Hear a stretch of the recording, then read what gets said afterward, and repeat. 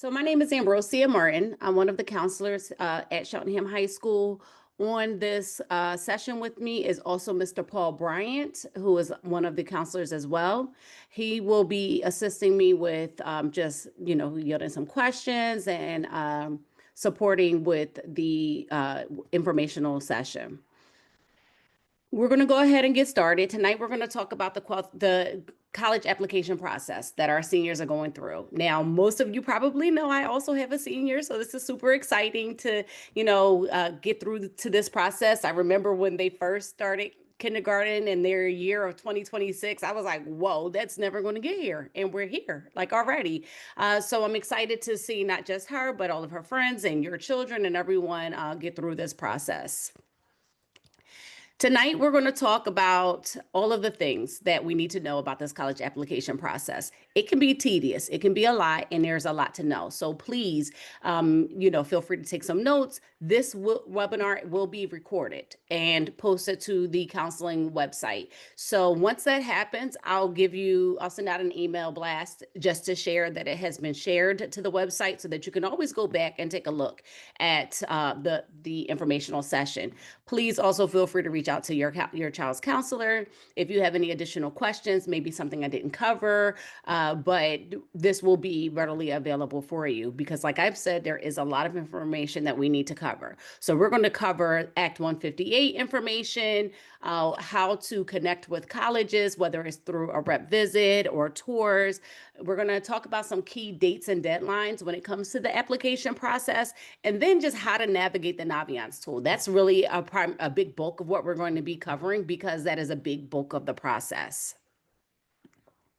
So, as you probably know, there has been a shift and structural change with the counseling department. So Mr. Bryant, who was on this call, he may have been one of your students' counselors. Mr. Bryant now services all of ninth grade. So if you had him as a counselor, please be aware that you probably have Mrs. Vargas this year. And if you had me as a counselor, Dr. Trandor will be your student's current counselor as well as her former students. So she did keep most of her students. Some of them may have shifted to Mrs. Vargas, but for the most part, she has her students and mine. And then Mr. DePiero has the beginning of the alphabet, A through F. So he has who was formerly Mrs. Vargas's students. So please take a picture, screenshot of the counseling breakdown because this is who you're going to be contacting if you have any questions. Also know that your students received pretty much the same presentation earlier today. So as you're making notes or you're going through the presentation, make sure to follow up with your student. Make sure they, although this was presented, they heard the same thing or following through with this process. Absolutely. Thank you, Mr. Bryant. All right, so the first thing I want to do is just touch on the Act 158 information. Now, this isn't the bulk of tonight's presentation, but it is something that is important to get out as early as possible. And just to break it down, Act 158 is a graduation requirement that the Pennsylvania Department of Ed has on all Pennsylvania schools, public schools. And so in addition to the 28 credits that your student needs in order to graduate here, they also have to pass one of the 5 graduation pathways.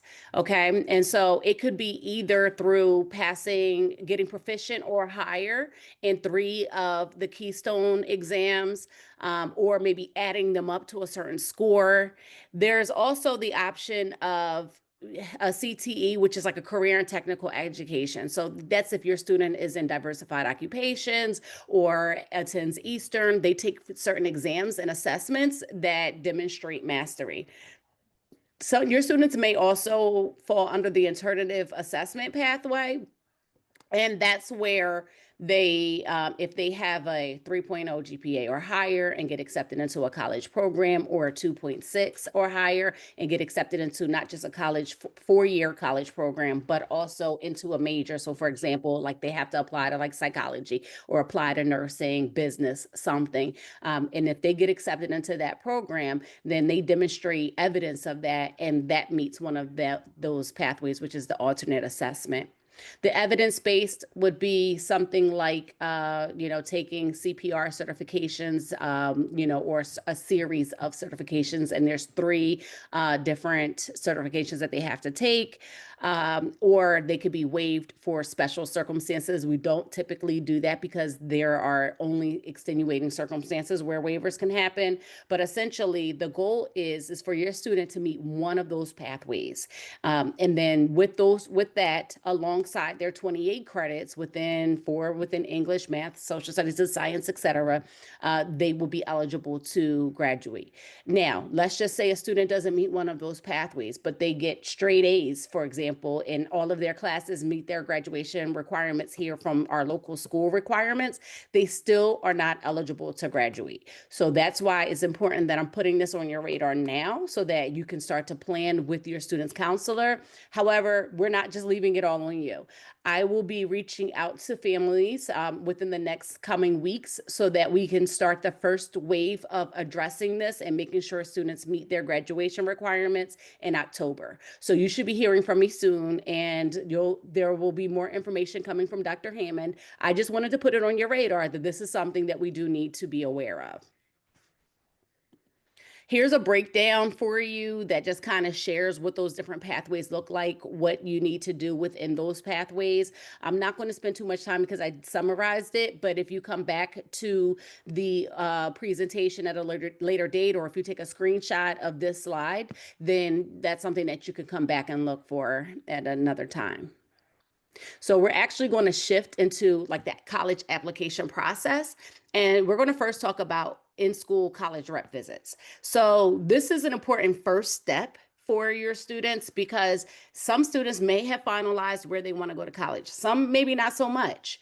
Either way, most schools, or a lot of schools, not most, but a lot of schools have a process where a representative, their admissions rep, comes to Cheltenham High School and they promote their school and talk about all the good things that their school has. And so it's a really great opportunity for your student to kind of get to know more about the school from a different perspective. The other piece to it is the person who's showing up for these visits are more than likely the person who's going to be reviewing your student's application. So we usually say, like, use this as an informal interview. Use this as an opportunity to put yourself on their radar, because I have had situations where after a rep visit, a college rep came to me and said, hey, or Paul Bryant, he's great. He asked some great questions. He came prepared. He shows a lot of interest and, showed a lot of potential. Let me know when his application is submitted. And on the flip side of it, I've had where, unfortunately, a rep said, wow, Paul Bryant really did not seem interested. He was disruptive. He did not seem to care. I just wanted to let you know that. And so I can read between the lines to see that that probably was not a great impact on that rep. And that will also be noted for the application process. So this is just an opportunity to just kind of get an additional interaction with the admissions rep and kind of put yourself out there. We'll talk a little bit more about it later, but your student should have gotten emails about the rep visits, but we'll talk about other ways to plan and prepare for those rep visits. If your student is able to and willing to, then I think that we all should be looking at going to the college tours. And so, visit campuses, kind of get a feel for what that campus looks like. See if you can even have your students sit in a classroom to, observe what the teaching styles of the school is or what the size of the classrooms are. Find out if they can go to their residence halls, just to kind of see what that looks like. Now, as I mentioned, I have a senior. One of her deal breakers, which doesn't make sense to me because this was all the schools back then, but the deal breaker was if there was a community shower. So, if we do a tour, she'll be able to see that. And then we don't wait until she gets there to say, Mom, this isn't for me.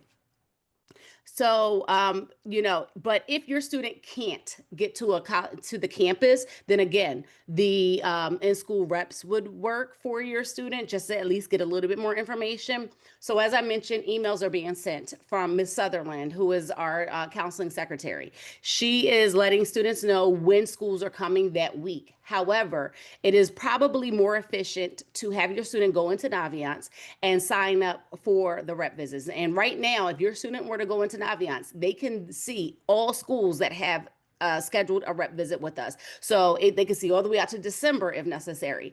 If their school, maybe their top school isn't listed, and they really wanted to have an opportunity to meet with their that college admissions rep, have your student reach out to Ms. Sutherland to see if she can connect with that school to schedule it. Schools are adding all the time. So, not only is that totally appropriate, it is also something that your student needs to be aware of and continue to check the Naviance list, because what may show up today may not be, or may be different tomorrow because more schools might be added. So I just usually suggest to just make a periodic check of what schools are coming.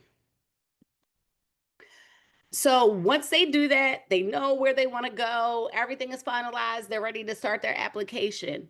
The one thing that I want to talk about is the Common App.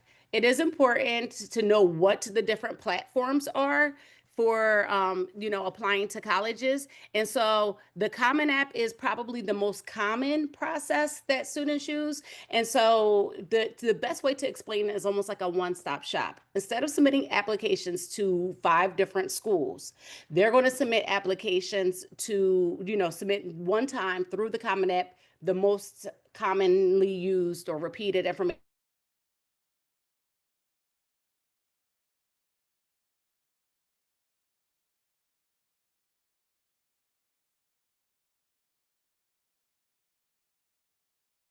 there.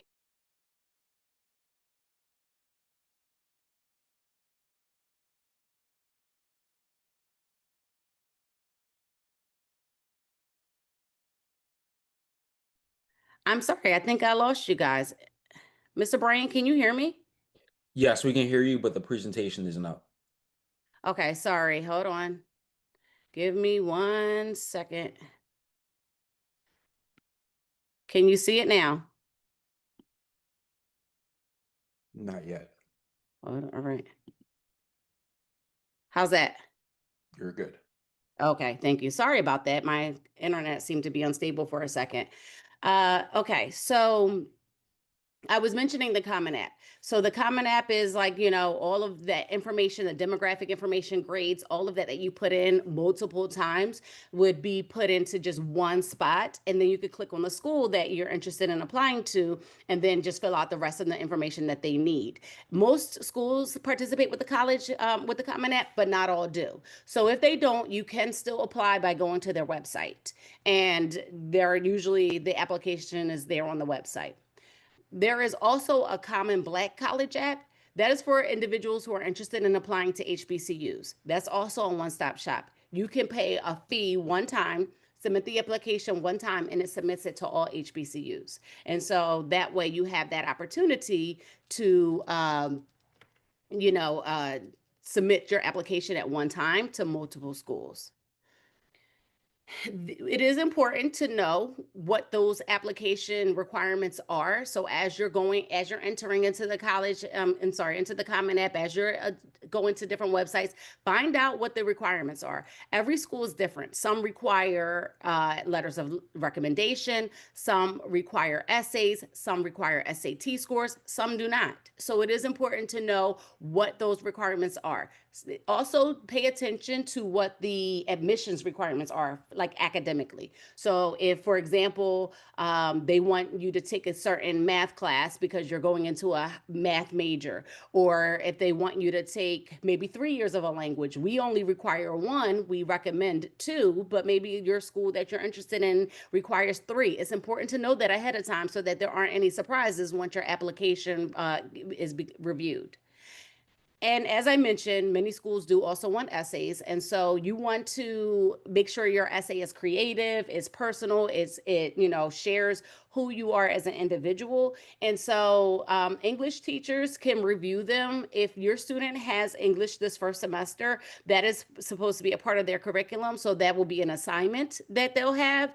But if they have English the second semester, they're not going to have that exposure to that assignment until January or later. So please just have your student reach out to maybe a former English teacher or to the English department chair, which is Mrs. Acosta. And they, the English department is really willing every year. They work through meeting with students and reviewing their essays just to tweak it and edit it. And it's something that they're more than willing to do. Determine if the SAT scores are test optional or if they're required, and know what test optional means. Test optional can sometimes get you into the college, but not necessarily get you scholarship consideration. And so, for example, I always use, a personal experience with my oldest daughter. She got accepted into multiple schools with scholarships, but then one of the schools that she wanted to go to, which wasn't one of the more competitive schools, only gave her $1,000 scholarship, and we were trying to figure out why. And the reason is because she didn't submit her SAT scores. And so their tiers of how they determine the scholarship is based on GPA and SATs. And so once we submitted her SAT scores, it actually moved her from $1,000 scholarship to almost a full ride. And so that is why it's important to know what your schools require and what does that look like. And if that information isn't found on the website, please just reach out to the admissions counselor to find out what it looks like for them, because you may not see it just suddenly, it may not be obvious on the website, but it still may be something that's important. All right, so let's talk about some key dates and deadlines, because now we're at this place where we know where we want to apply. We know we started our applications. Now let's make sure we get them in on time. The most common, or one of the more common types of admissions processes that a lot of schools use, is the rolling admissions. And that basically means that they accept applications throughout the year. If your student applies today, if they apply in January, or if they decide in June, you know what, I do want to apply to college, they can do that, and they, allow them to go on throughout the year until that semester starts. When a school has rolling admissions, you usually get a decision within like the next month or two, sometimes quickly within the next week, but as we get into the application season, it does slow down.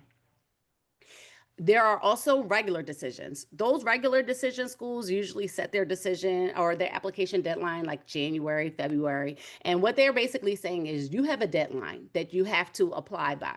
And there's going to be a certain date that we release our decisions. So for a regular decision school, if you apply in November, or if you apply a week before the deadline, you're still going to get your decision on, say, for example, March 13th, because that's the date that they release decisions. And so it could be a little bit nerve-wracking for students who, apply very early, because they have to wait until the end of that date. But typically schools who have regular deadlines, they want to look at all of the applications and consider the whole entire pool of students before they decide who they will accept or not. So what we try to do is focus on early action if that is an option. And so early action is basically saying, I'm going to submit my application by typically November 15th, 30th, somewhere around that time is usually early action deadlines. And if your school offers early action, then I would recommend that the early action deadline is considered, because it can be beneficial. It has you apply against a smaller pool of students.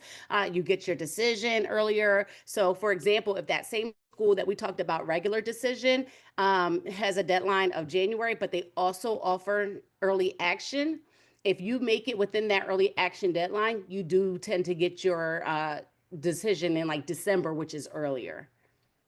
So it's not binding to do that. You can apply to as many schools as you like with early action, and there's no, no issues with that. However, I do want to be clear that there's a difference between early action and early decision.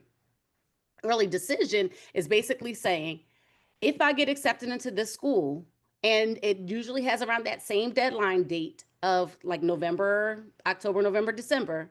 But if I get accepted, then I am withdrawing all of my other applications, meaning I am going to go to that school. So if I apply to, say, University of Pennsylvania and I apply early decision, then I am going to have my counselor sign off on it. I'm going to sign off on it, and my parent is going to sign off on it saying, my counselor has shared with me, I am aware, and my parents are or guardians are okay with the fact that if I get accepted, I'm withdrawing all of my other applications everywhere. And so that is regardless of how much scholarship someone else might give you. It's regardless of if whether or not circumstances have changed and I no longer can go. I mean, of course, you can decide not to go, but it doesn't look good if that is the case. Uh, and so in between that, a little bit, kind of like meshed of the two is restricted early action. And so essentially with restricted early action, that means that it's not binding, but you're choosing not to apply to any other school's early action or early decision. All right. Oops, went the wrong way. And so here's just a quick chart that kind of shares like typical deadlines, whether or not it's binding, any notes, etc. And what we're going to do is we're going to take a quick pause and just kind of check for some questions. Mr. Bryant, can you check to see if any questions are in the chat about Yes. what we've Where discussed so far? I'm where sorry. do we find our child's class rank?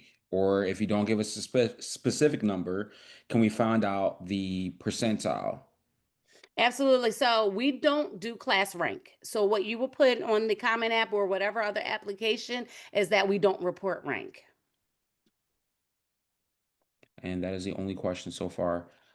Just input on what Ms. Martin said earlier. Please make sure parents are taking advantage of Panther Prep in the morning, where students are able to, in their course scheduler, look up English in the drop down menu and schedule time to go meet with a teacher if they're looking to discuss their essay or essays with a teacher and they don't have English until the second semester. So, 5 days a week, they are able to do that. You can look in Power School with them and schedule that time to meet with one of our 12th grade English teachers to discuss their essays.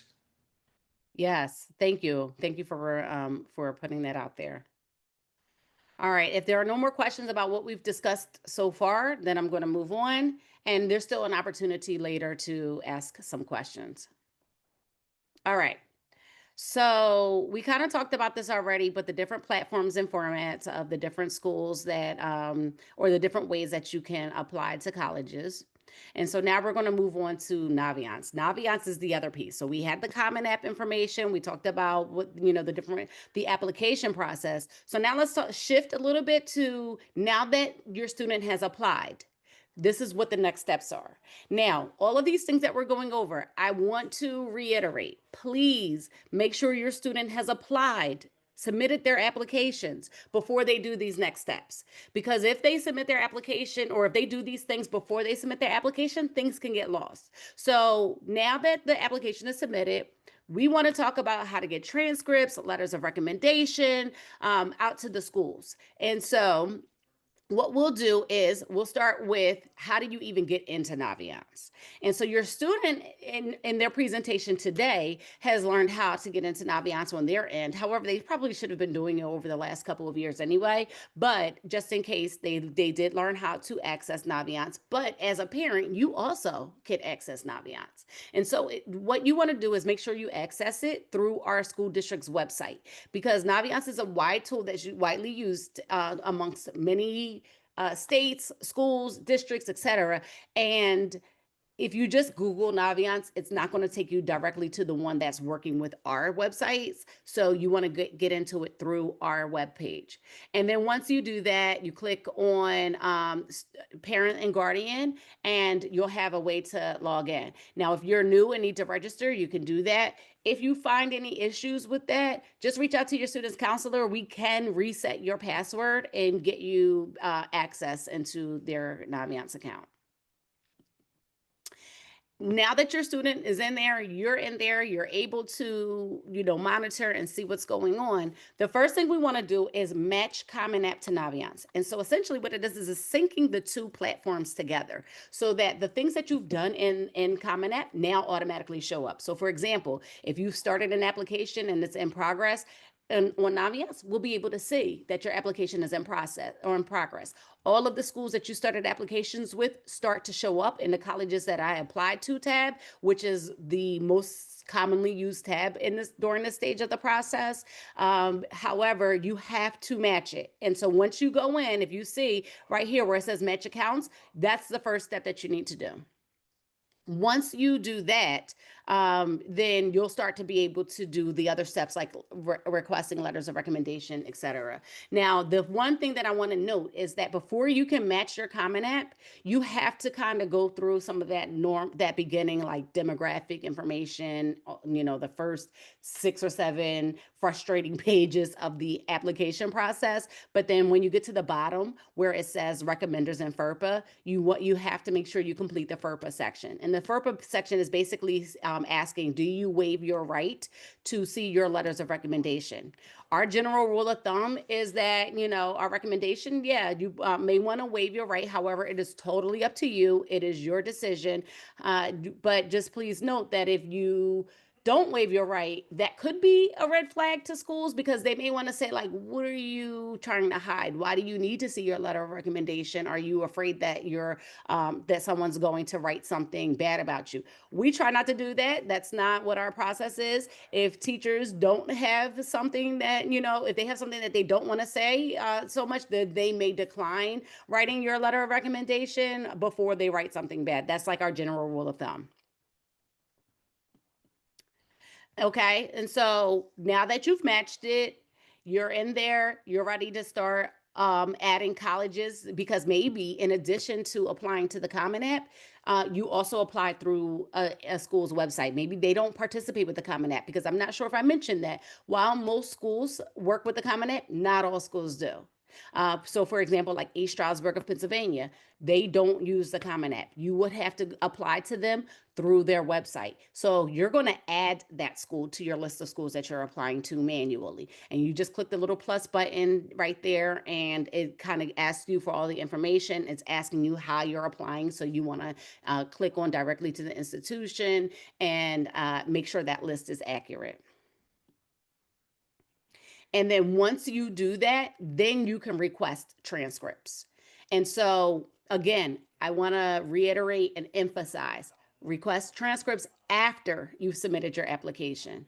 If you if you request transcripts and your application hasn't been submitted, sometimes it gets lost in cyberspace. And then you'll be getting emails from that school day to day, every day saying, hey, we're still missing your transcript. And then you're going to email your counselor and the counselor is going to say, oh, we sent it already. And then because you can only submit it to a school once through the Naviance app, it becomes a little bit more tedious because then now the counselor is going to need like the email address of where to send the application, and it's an additional step that needs to be taken. So that's why we kind of emphasize waiting, just so we can make sure it gets there and is received and applied to your student's application. So how do you do that? Once you're in the Naviance tool, it's already matched. Your school is listed under colleges that I'm applying to. Then you can go on that tab at the top bar of Naviance and click request transcripts. Make sure you're requesting the initial transcript and you're identifying where to send it. So that would be in a situation, especially if you've applied, like say you have 4 schools on your list, you started applying to some, but you've only submitted 2 applications, then you would just choose those 2 to submit the application to. Okay.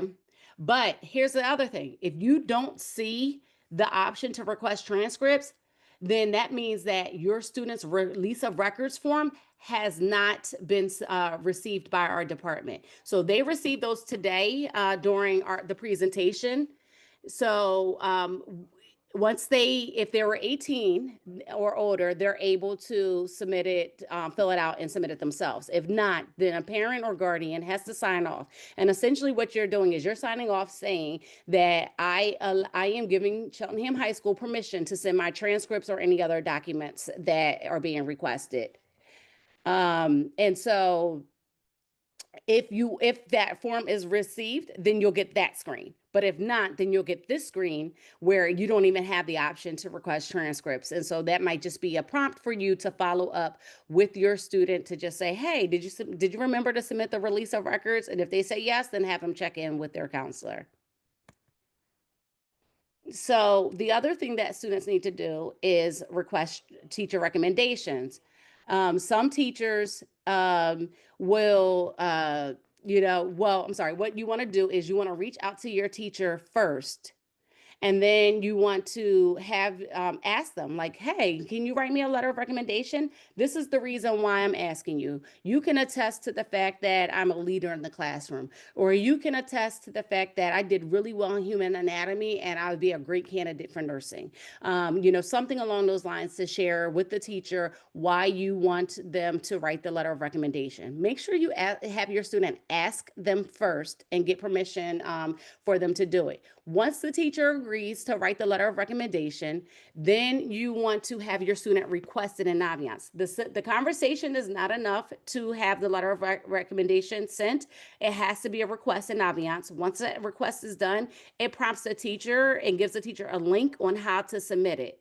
Once they submit it, then we can send it off to the schools. You can also check the status of it by going into Naviance and seeing if it's been submitted or if it's in progress. So the way that you would do that is that you would go again to the colleges tab. And if you've noticed, there's a theme. Everything's under the colleges tab. And so you go to the colleges tab at the top, click on letters of recommendation and add request. Please allow the teacher about 2 weeks to complete the letter of recommendation because they're getting a lot of requests and they usually start to come in all at once. And so, that is in addition to their other responsibilities. Okay. And so, in addition to teacher recommendations, counselor recommendations may be required as well. That is one of the things that you want to check for when you check for the requirements, the application requirements is, does the student need to submit a counselor recommendation in addition to teacher recommendations? Can they submit one or the other? Or some schools actually don't want any letters of recommendation. If the school is requiring a counselor letter of recommendation, then you would have your student reach out to the counselor to share that it is necessary for them to have one.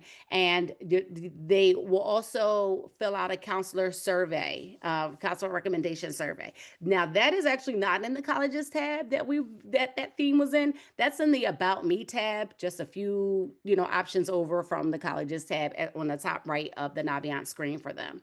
And once they click on the About Me, then they click on surveys from my school, then they click on the counselor recommendation survey. And that survey asks about 7 different questions just so that the counselor can get to know your student outside of what they already know. And so, for example, I may know that my student is involved in a lot of activities. I may know that they volunteer. But what I don't know is that they spend summers, doing like programs that may be at Drexel. Or what I don't know is that while they may not do any of those things, they are taking care of family members, and that's a really important cultural piece that needs to be aware that should be highlighted. And so essentially, it's just asking what are all the different things that a counselor may need to know when writing that letter of recommendation, and then we use that as our guide to write our letter if there's anything that we feel like we're missing without it. Okay, so before we shift, do we have any other questions? Mr. Brian, can you check the chat just to Yep. see?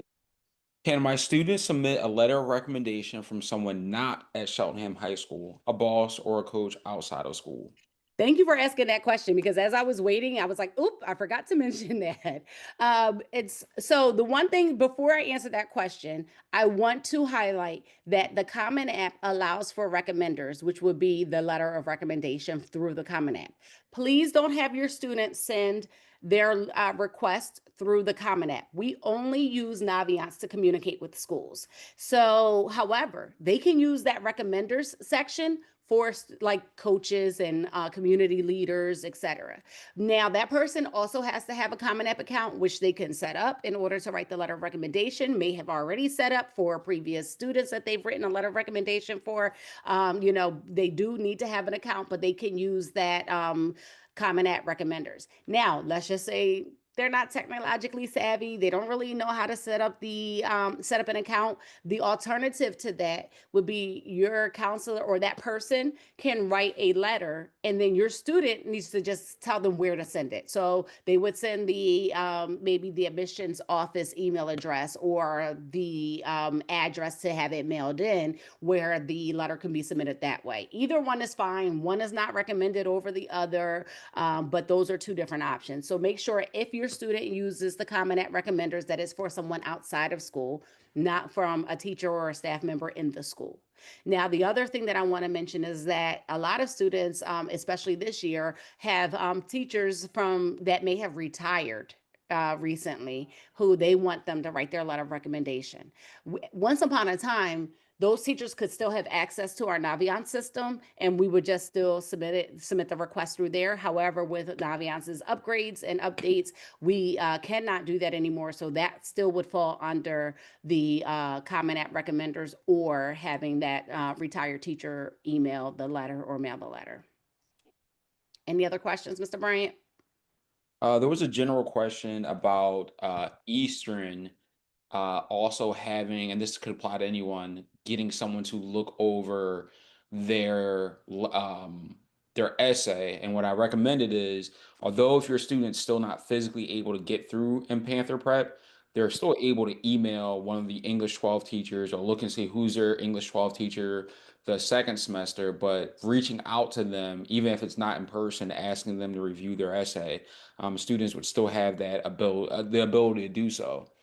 Mm-hmm. And the second thing would be also, again, jumping on with your student when they are on Naviance so you can review all of the tabs and data that they offer in regards to admissions or what GPAs and SATs have these schools accepted or declined in Cheltenham. So really taking a few minutes, even just to sit with your kid and look through Naviance with them and explore those options as they kind of go through this process as well will help them utilize some of the tools that are in there. Right. Thank you. And we did share that with the students earlier today. So we talked about the College Compare tool, which is what Mr. Brian is talking about. And those tools are all under colleges I'm thinking about. And if we want to back up a little bit, we talked about college tours and rep visits, but that's when you have an idea of where you want to apply. Let's just say we have a student who has no clue.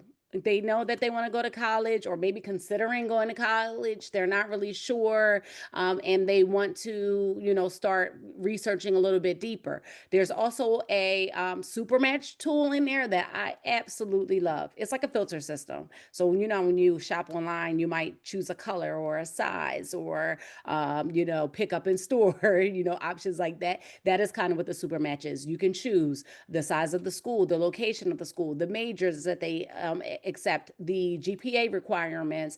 Do you want specific social life or cultural life, diversity life, all of those things. And then it gives you a list of all of the schools that fall under the filters that you've requested. You can even put like this is a must have or this is a I'd like to have but not a must have, so it's not a deal breaker. And they'll still, so they'll be able to use all of that to give you a list of schools for you to start to research.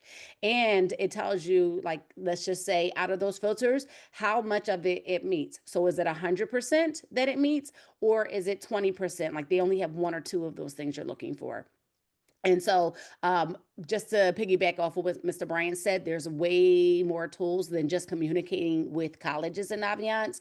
But there are, if you're not quite here where that we're to the point that we're talking about today, I encourage you to go back there. There's also career interest inventories in there, so you can, say like, okay, well, maybe I'm not sure what college I want to go to. You can click on the career interest inventories and get an idea of recommendations based on personality, based on likes and dislikes of what type of field would be good for you.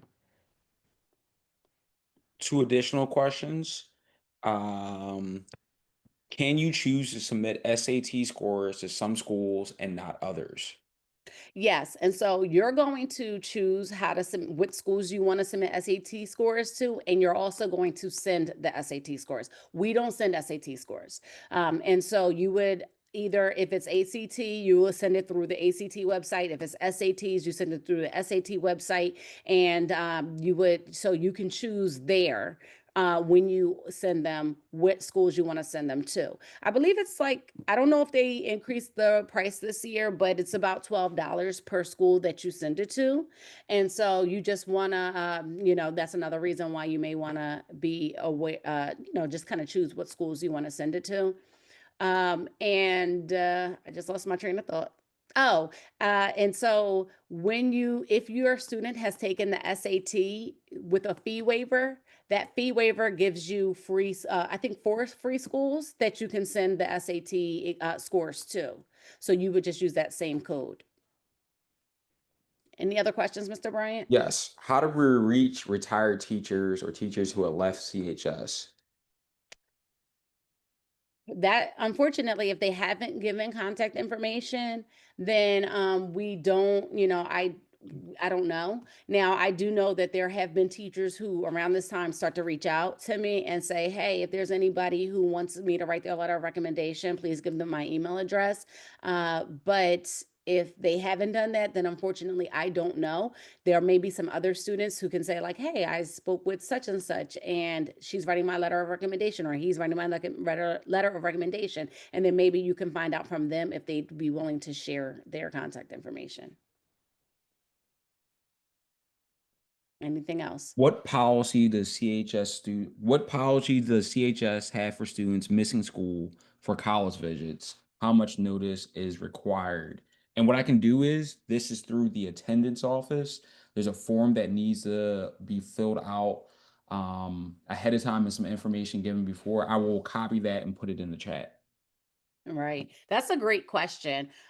We do allow excused absences for college visits. And like Mr. Bryant said, you do have to fill out that form. Usually it just needs to be at least a few days ahead of time just to give the attendance office time to receive it because you do need to submit it before the college visit. But you fill out that form and alongside of that, submit some type of evidence of the college visit, whether it's like a tour confirmation email or something from the school that put that, like maybe they added it to your calendar, and so you would submit those things together and your child's absence will be excused. What about AP test scores? Can they be added to an application? So AP test scores are not a part of the application process. AP test scores are usually submitted to the school after your student's been accepted, and then that school can determine whether or not they're going to take that score for and use that for credit. But the application process does not include the test scores. Now, the transcript shows that that the AP exam has been taken, or the AP class has been taken, should I say? And so that's how you would show the school that you've taken an AP course. That was the last question. All right, so we're going to move on. We're almost done. So we've already answered this question because it was asked. The only thing that we didn't mention is that you do want to make sure that your student, that your school has received the test scores. And so, you can just check with the school just to confirm that they've been received. Some schools are now moving towards self-reported scores as well as self-reported grades. And so, for example, Penn State, Abington, and Pitt, you usually take self-reports. And so that's where your student is going to say, this is the grade I got in English, this is the grade I got in math, etc. And they kind of go through and report all of their grades. They don't ask for transcripts. They're going to take your students' word for the application process, and they're going to make a decision based on what was reported to them through that through the self-report. Now, we do send a final transcript at the end of the once the student is accepted into that school. We'll send the final transcript that way, and they do compare it with what was reported. So we do want to make sure that that information is accurate. But they're also going to do the same thing with SAT scores. So where they'll have you initially report it, and then they may, if they accept you and you commit to that school, then they may ask for your score report then.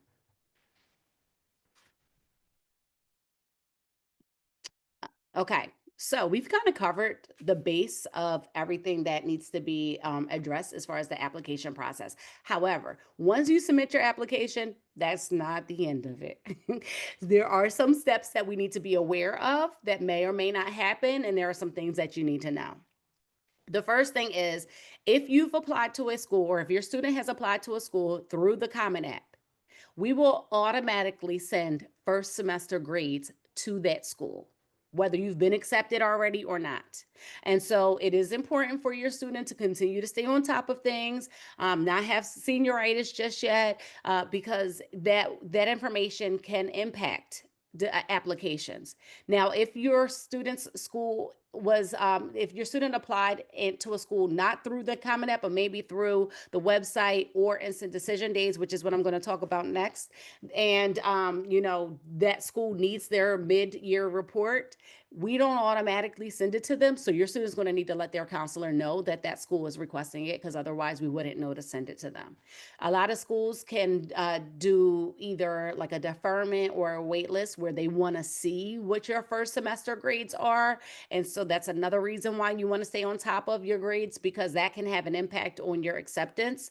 But and sometimes they want to see first marking period grades. And so that means that that is coming pretty soon. So please, emphasize to your student to stay on top of their grades.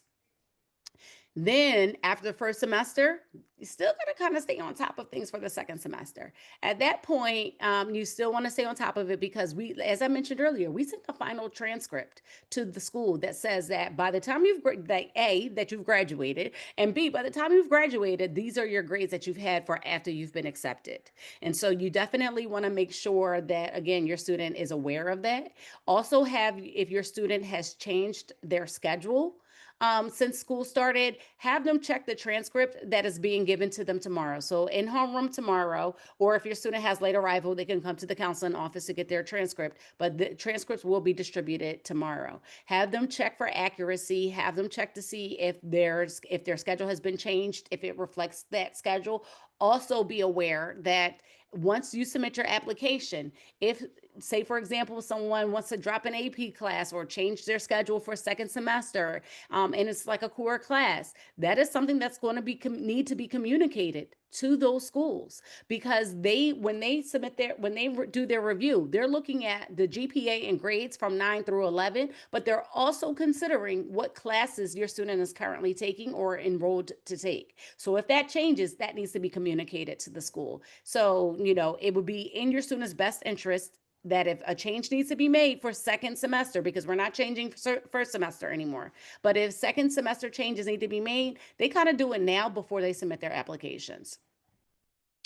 Once you've been accepted and you want to narrow down what school you want to choose, I encourage you and your student to visit the school. Kind of take a second look. Make sure that what you expected is really what you are seeing. Maybe through this process, you've learned more about schools, and what might have been appealing to you in the beginning might not be appealing to you now. So taking that second look could be really helpful. And make sure you also secure housing. Now, that's a big one, especially nowadays. Housing can be hard to come by. So, of course, the earlier you decide, what school you want to go to, you secure that by submitting an application or like a acceptance deposit, and then you submit a housing deposit separate from that.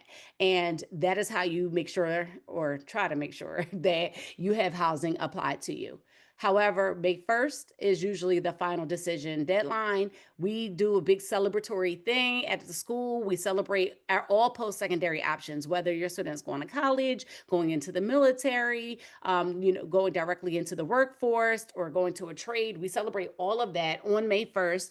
We ask students to wear paraphernalia or something to demonstrate what their post-secondary goals are. We take pictures, we post it to the website. It's a really fun day and a really fun event. So that will be on May 1st, which is National College Decision Day. I mentioned earlier that Instant Decision Day is something that students can participate in. That is also a fun event. And so we already have some Instant Decision Days already scheduled. And what that is that the school rep can come to the school and they will review the application on the spot. And so we celebrate all of the acceptances that happen. Again, we take pictures, we post that to the website. But it also gives your student an opportunity to have a more diverse list of schools that they're applying to, because instant decision day schools typically have a fee waiver associated with it. And so this might not be a school that they were initially, interested in, but through instant decision day, they applied just to, do it because that is the thing to do. And then next thing you know, they find out that they've gotten a scholarship and that might change the trajectory of where they're going. So it's a really fun event that we celebrate students with, and we do that throughout typically the fall semester. And so, as I mentioned, we already have some dates scheduled. So some information will be coming soon about that as once we get a little bit more schools scheduled. But the first one, I think it starts in October. So that's right around the corner. All right. So before we talk about financial aid and scholarship, which is the last thing on our agenda, just want to check one more time for questions.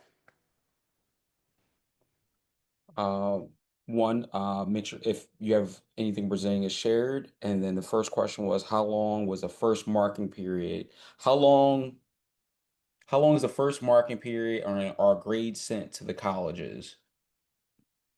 Now you're testing me. I don't know when the first market period is over. Like the exact date is usually in November, like right around parent teacher conferences. Somewhere, so around the end of November is usually the end of the first marking period.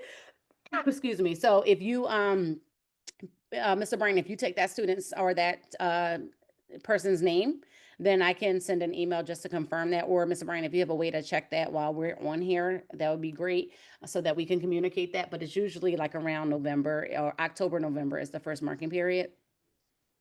And are grades sent, not automatically. If the school is requesting first marking period grades, your student needs to let their counselor know that that's what's being requested and give the counselor the information, like the admissions email address or something, to let the counselor know where to send those grades. However, if that doesn't happen, we don't automatically send them.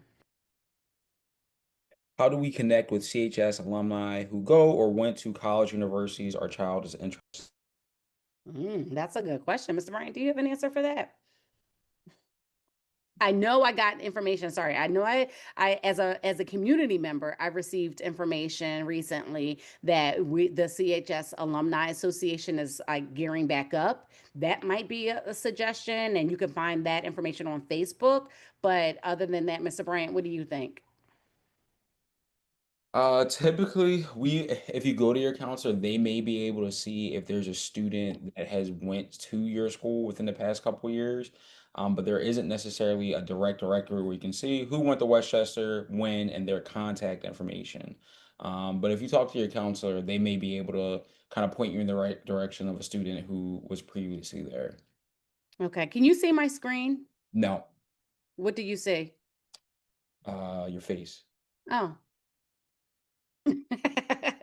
Hold on. I'm gonna stop sharing because it says I'm sharing, and I'll try it again.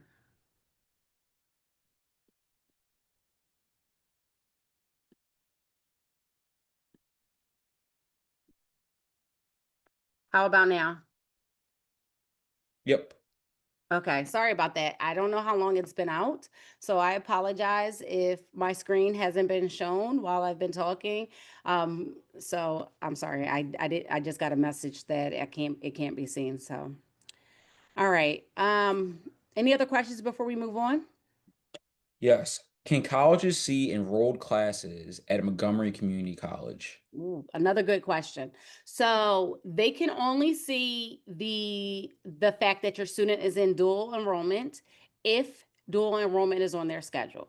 So for example, some students have early dismissal or late arrival on their schedule and they didn't really feel the need to change it, but yet they're enrolled in a dual enrollment course.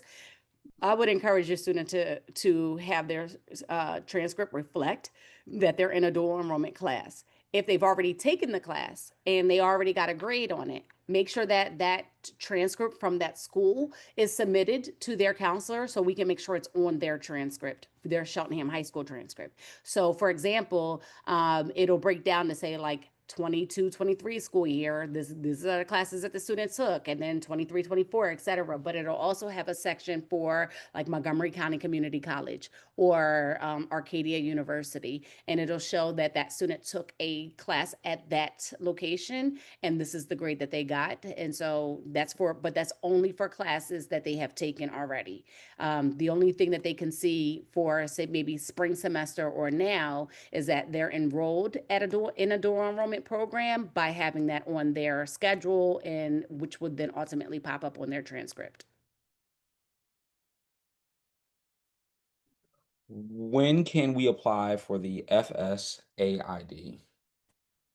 Okay, so that's now.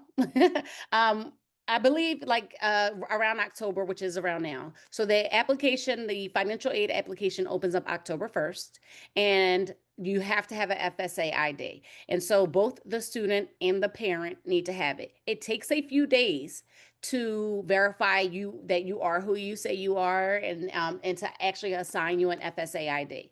If you have another household member, like a child or someone who you've filled out an financial aid application for, or if you've had received financial aid for yourself, then you should already have a FSA ID, and then your student would be the only other person who needs one. And again, for both of you, you need to have that ID in order to apply for financial aid, and it takes a few days.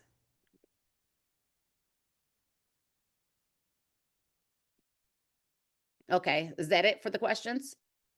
Yes. Okay. So that is most of the information that I have about financial aid. But in addition to that, we commonly get asked questions about scholarship. And so I've listed here on the screen some places, some common places of where we have scholarship information, which is Naviance or College Board's Big Future. They have, it's typically a list of scholarships that are available. However, most commonly, the school itself that your student is applying to has scholarship information. Many schools automatically consider your student for scholarship. However, there are some that don't. So again, when you're going to the website to kind of research the different application requirements, you also want to research tuition and scholarship options. And some schools require a separate application for scholarship. And so if that is the case, then you need to submit that in addition to the college application. Some schools also have links to other places that typically give their students scholarships. So that is another reason why you want to check their website. Local businesses such as banks, supermarkets, Rotary clubs, they all tend to have scholarships as well. And what I hear year after year after year is that that money is untapped because students don't know about it. And so the one thing that you can do is just go and ask, do you have scholarships for community members? What does that look like? What are the application requirements? And, you may tap into some money that has not been issued to individuals in a while. The CSD Foundation also gives scholarships at the end of the year. It's not a renewable scholarship. However, we give out $20,000 or more in the last few years to students. That information will be coming typically around April.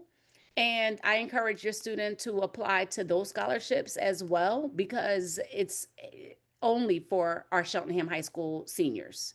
They're the only candidates for those scholarships. And so someone will be guaranteed to get it.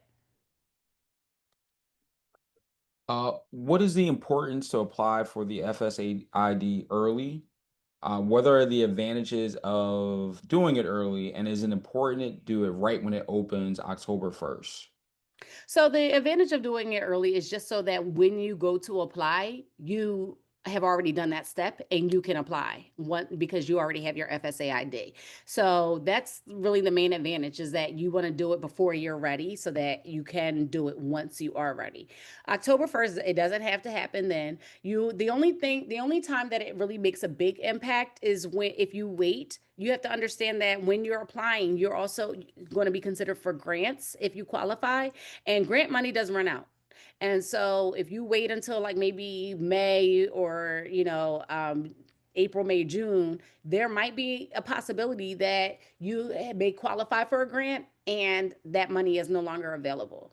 So that would be the benefit of just trying to, get on the application process so that you can be considered for everything that you are eligible for. There will also, and I'm going to skip for a little bit because we're also going to have a financial aid night on October 8th at 6:30, and that's Zoom, just like this information session is. And that is going to be with a Penn State Abington financial aid officer. And she will answer all of these questions more specific about financial aid. While, our counselors have supported through that, we're not the experts on financial aid. So that information will be given to you by the expert who can really help you figure out how to navigate that system. And if after that you're like, I still don't understand, I have, a bunch of different forms that need to be used. I'm not sure what I'm doing. We have a FAFSA completion night with a FIA representative. And that what you would do, that's in person because that FIA representative is going to assist you with completing your application. They're going to have you do have to have you and your student have to have your FSA ID, but you come in with all your paperwork, your technology like your computer or iPad, and that person is helping you submit your application and making sure you're doing it properly. Now, in February, most of us would have already applied for financial aid. However, if you didn't, or if you have maybe a junior coming up and you want to kind of look at all the differences and the changes that are made with the application, we are having a college funding coach do a Zoom around this time, 6:30. The exact date is to be determined, but February is also, you can still submit your application in February. So if you want to wait until all of those events pass, that is fine. And that way you'll have as much information as we're able to give. Any other questions? No. Okay. So I just kind of want to just summarize what we've talked about. I know that this can be a tedious process. It can be a nerve-wracking process. And you as a parent or guardian may have one idea for your student and your student might have another. And that could be a whole nother thing that's a conversation for a different day. But in the meantime, what can you do?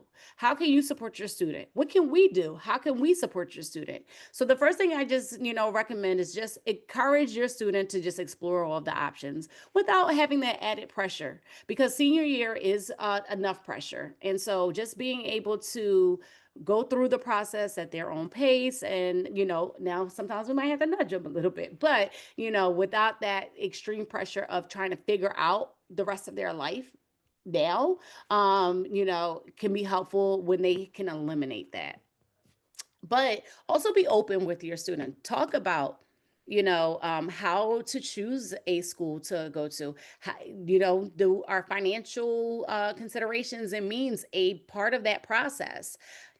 Sometimes we get attracted to all the things that are glitter and gold, but we don't get to see all of the other things, that happen as well. And so finances could be a huge determining factor for a lot of families. And having that open and honest conversation is really important in the beginning of the process.